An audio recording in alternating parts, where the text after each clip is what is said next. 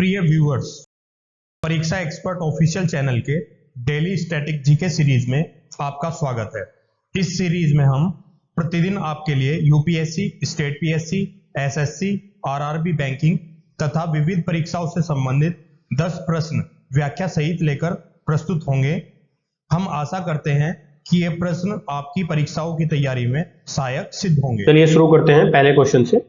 निम्नलिखित में से किसको राष्ट्रीय सामाजिक सहायता कार्यक्रम में सम्मिलित नहीं किया गया है? ऑप्शन ए इंदिरा गांधी राष्ट्रीय विधवा पेंशन योजना, ऑप्शन बी राष्ट्रीय परिवार लाभ कार्यक्रम, ऑप्शन सी अन्नपूर्णा योजना, ऑप्शन डी महिला समृद्धि योजना। इसका सही आंसर है ऑप्शन डी महिला समृद्धि योजना। एक्सप्लेनेशन देख लेते हैं। महिला समृद्धि योजना 2 अक्टूबर 1993 में शुरू हुई थी। वर्तमान में यह योजना महिला स्वयं सिद्धा योजना में समायोजित कर दी गई है। यह योजना देश भर के लगभग 1.32 लाख ग्रामीण क्षेत्रों में स्थापित डाकघरों के माध्यम से चलाई जा रही है। इस योजना के अंतर्गत ग्रामीण प्रौढ़ महिलाओं को आय की बचत के लिए प्रेरित किया जाता है। इसके अंतर्गत सभी प्रौढ़ ग्रामीण महिलाओं को अपने निकटतम डाकघर में खाता खोलकर उसमें अपनी आय को जमा कराया जाता है और 1 वर्ष के लिए अधिकतम 300 रुपए जमा किए जाते हैं, जिस पर केंद्र सरकार 1 वर्ष बाद आंतरिक सहायता प्रदान करती है। नेक्स्ट क्वेश्चन देख लेते हैं। निम्नलिखित में से किसके द्वारा स्वयं सहायता समूह को गरीबी निवारण में प्रभावशाली कारक बताया गया है? Option A Mohammad Yunus, option B Amartya Sen, option C APJ Abdul Kalam, option D Vijay Kelkar. इसका सही आंसर है option A Mohammad Yunus. Explanation देख लेते हैं। मोहम्मद यूनुस ने बांग्लादेश में माइक्रो क्रेडिट यानी गरीबों को बिना जमानत के छोटे छोटे लोन देने की शुरुआत की। मोहम्मद यूनुस बांग्लादेश के एक प्रख्यात अर्थशास्त्री और बांग्लादेश ग्रामीण बैंक के संस्थापक हैं। उन्होंने इस बैंक के द्वारा बांग्लादेश में माइक्रो क्रेडिट यानी गरीबों को बिना जमानत के छोटे छोटे लोन देने की शुरुआत की। इसलिए उन्हें बांग्लादेशों के गरीबों का मसीहा भी कहा जाता है। मोहम्मद यूनुस को 2006 का नोबेल शांति पुरस्कार मिला। मोहम्मद यूनुस तथा बांग्लादेश के ग्रामीण बैंक को नोबेल शांति पुरस्कार संयुक्त रूप से मिला था। नेक्स्ट क्वेश्चन देख लेते हैं। बंद अर्थव्यवस्था वह अर्थव्यवस्था है जिसमें ऑप्शन ए मुद्रा पूर्ति पूर्णतः नियंत्रित होती है, ऑप्शन बी घाटे की वित्त व्यवस्था होती है, ऑप्शन सी केवल निर्यात होता है, ऑप्शन डी न तो निर्यात होता है और न ही आयात होता है। इसका सही आंसर है ऑप्शन डी न तो निर्यात होता है न ही आयात होता है। एक्सप्लेनेशन देख लेते हैं। बंद अर्थव्यवस्था एक ऐसी अर्थव्यवस्था है जिसमें न तो निर्यात होता है और न ही आयात होता है। एक बंद अर्थव्यवस्था वह है जिसमें बाहरी अर्थव्यवस्था के साथ कोई व्यापारिक गतिविधि नहीं है, इसलिए बंद अर्थव्यवस्था पूरी तरह से आत्मनिर्भर है। एक खुली अर्थव्यवस्था एक ऐसी अर्थव्यवस्था होती है जिसमें घरेलू समुदाय और बाहर के बीच आर्थिक गतिविधियां होती है। नेक्स्ट क्वेश्चन देख लेते हैं। कथन ए आर्थिक उदारीकरण की एक महत्वपूर्ण नीति साधन है पूंजीगत माल पर आयात शुल्क में कमी। आयात शुल्क में कमी से कारण आर आयात शुल्क में कमी से स्थानीय उद्यमियों को विश्व बाजार का सामना करने के लिए प्रौद्योगिकी का सुधार करने में सहायता मिलेगी। निम्नलिखित कथनों में से कौन सा सही है? ऑप्शन ए और आर दोनों सही हैं और ए की सही व्याख्या आर करता है।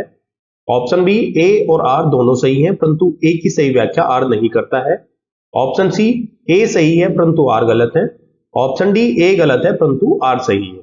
इसका सही आंसर है ऑप्शन बी ए और आर दोनों सही हैं परंतु ए की सही व्याख्या आर नहीं करता है। एक्सप्लेनेशन देख लेते हैं। आर्थिक उदारीकरण प्रक्रिया के अंतर्गत व्यापार का सरलीकरण किया जाता है। व्यापारियों को एक स्वतंत्र माहौल प्रदान किया जाता है जिसमें वे बाजार कारकों के अनुसार नीतिगत फैसले कर सकें और उत्पादों के दाम तय कर सकें। उदारीकरण प्रक्रिया के तहत सरकार अर्थव्यवस्था की गतिविधियों में अपने हस्तक्षेप को कम कर देती है। अर्थव्यवस्था को सभी के लिए खोल दिया जाता है और बाजार पूरी तरह से मांग और पूर्ति पर आधारित रहते हैं। बीते कुछ दशकों में आर्थिक उदारीकरण नीति के कारण अंतर्राष्ट्रीय व्यापार में काफी वृद्धि देखने को मिली है। साल 1948 और 1997 के बीच अंतर्राष्ट्रीय व्यापार में औसतन 6% की दर से वृद्धि हुई। वैश्विक स्तर पर प्रत्यक्ष विदेशी निवेश को बढ़ावा मिला और विदेशी मुद्रा भंडार में अभूतपूर्व वृद्धि हुई। उदारीकरण नीति ने वैश्विक अर्थव्यवस्था को भूमंडलीकरण की तरफ प्रोत्साहित किया है। नेक्स्ट क्वेश्चन देख लेते हैं। भारत द्वारा सबसे अधिक विदेशी मुद्रा किस वस्तु के आयात पर खर्च की जाती है? ऑप्शन ए पेट्रोलियम पदार्थ, ऑप्शन बी उर्वरक पर, ऑप्शन सी हथियारों पर, ऑप्शन डी विद्युत ग्रह मशीनरी पर। इसका सही आंसर है ऑप्शन ए पेट्रोलियम पदार्थ पर। एक्सप्लेनेशन देख लेते हैं। पेट्रोलियम पदार्थ पर वस्तुओं का आयात करते हैं जो भारत में हाल ही के वर्षों में विदेशी मुद्रा की अधिकतम राशि खर्च की जाती है। पेट्रोलियम खपत में वृद्धि के साथ तेल आयात में तेजी से वृद्धि हुई है, जिसका भारत के भुगतान संतुलन पर नकारात्मक प्रभाव पड़ा है। विदेशी मुद्रा भंडार नगद और अन्य आरक्षित संपत्तियों जैसे कि केंद्रीय बैंक या अन्य मौद्रिक प्राधिकरण के पास सोना, जो मुख्य रूप से देश के भुगतान संतुलन के लिए उपलब्ध है, इसकी मुद्रा की विदेशी विनिमय दर को प्रभावित करता है और विदेशी बाजारों में विश्वास बनाए रखने के लिए रहता है। भंडार एक या एक से अधिक आरक्षित मुद्राओं में आजकल ज्यादातर संयुक्त राज्य अमेरिका, अमेरिकी डॉलर और कुछ हद तक यूरो में रखे जाते हैं। भारत के विदेशी मुद्रा भंडार में विदेशी मुद्रा संपत्ति, सोना, विशेष आहरण अधिकार, IMF में आरक्षित किस्त की स्थिति शामिल है। आज भारत अपनी निर्यात आय का लगभग 75% कच्चे तेल के भुगतान पर खर्च करता है। भारतीय तेल उद्योग का इतिहास इस तेल आयात बिल के प्रभाव को कम करने के निरंतर प्रयासों में से एक रहा है। भारत के अधिकांश विदेशी मुद्रा भंडार का उपयोग तेल और पेट्रोलियम उत्पादों के लिए किया जाता है। नेक्स्ट क्वेश्चन देख लेते हैं। वर्तमान में सर्वाधिक LNG की आपूर्ति कौन करता है?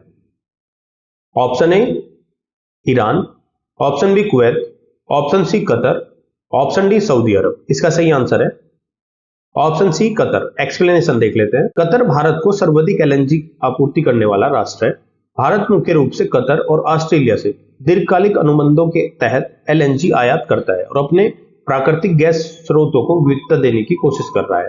भारत ने सर्वाधिक आयात क्रमशः कतर, नाइजीरिया तथा ऑस्ट्रेलिया से किया है। भारत विश्व का चौथा सबसे बड़ा LNG आयातक देश है। भारत ने कुल 30 बिलियन क्यूबिक मीटर LNG आयात किया, जिसमें से लगभग आधा कतर से आयात किया गया है। नेक्स्ट क्वेश्चन देख लेते हैं। हाल ही के वर्षों में भारत में आयात की सबसे बड़ी मदें हैं।